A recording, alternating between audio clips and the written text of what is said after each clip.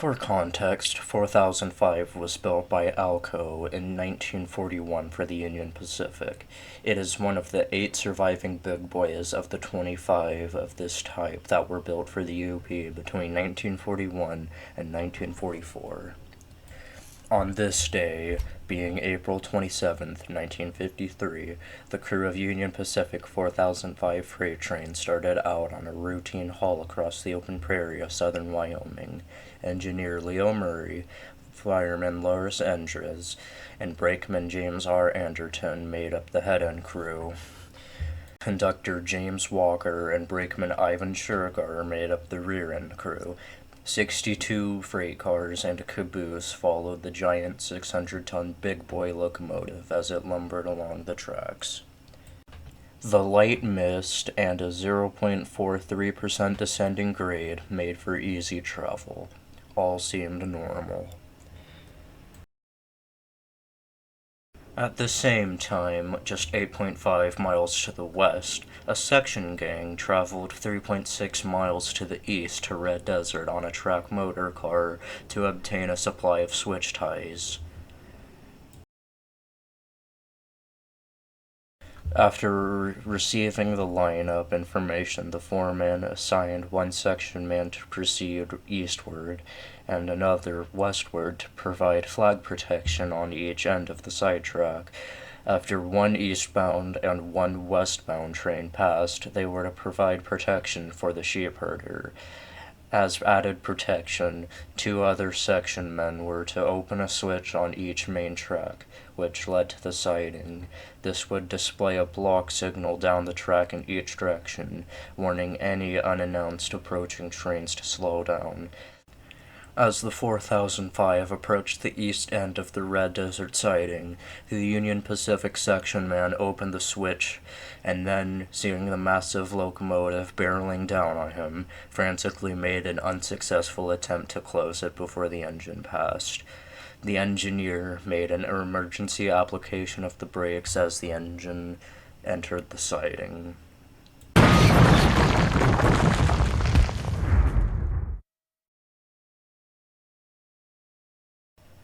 The 4005 entered the open switch at 50 miles per hour, causing it to careen off the rails and skid along its left side, tearing up the rail and roadbed. The locomotive, tender, and first 18 cars derailed. The cab of the locomotive was destroyed as the tender tore into it, twisting and smashing the metal. The first 12 cars were badly damaged and piled into a 70-foot high heap. The 13th through the 17th cars were somewhat damaged from the force of the impact of slamming against each other.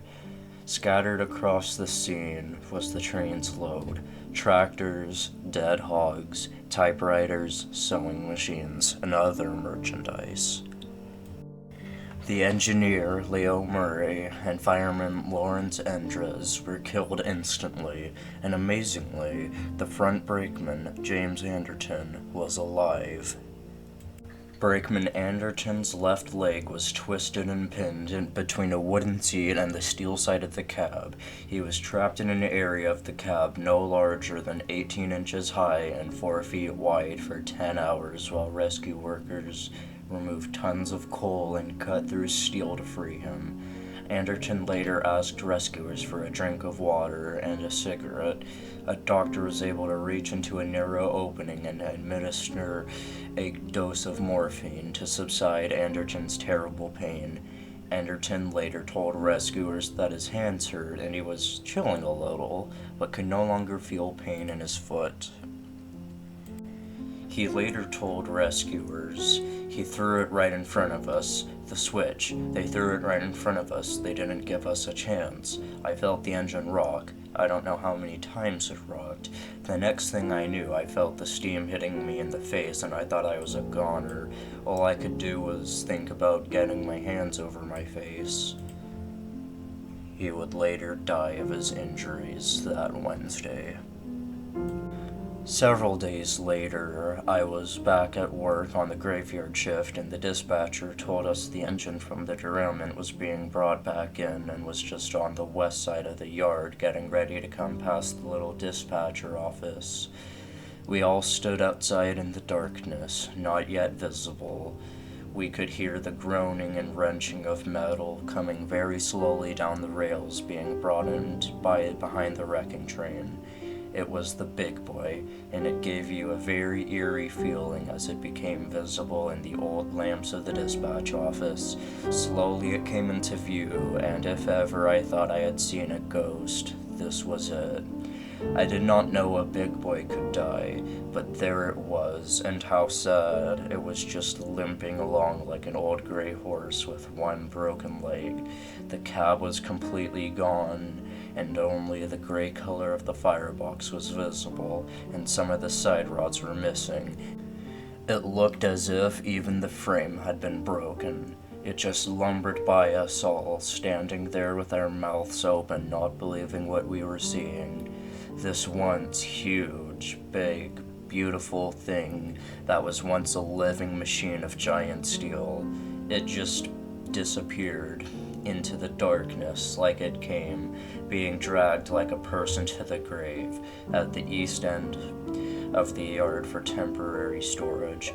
I could almost see Fireman Lawrence Andrews waving to me as it went past. Today, 4005 is still on static display at the Forney Museum of Transportation in Denver, Colorado. The engine has very few scars of its past, but remains as the only big boy to die.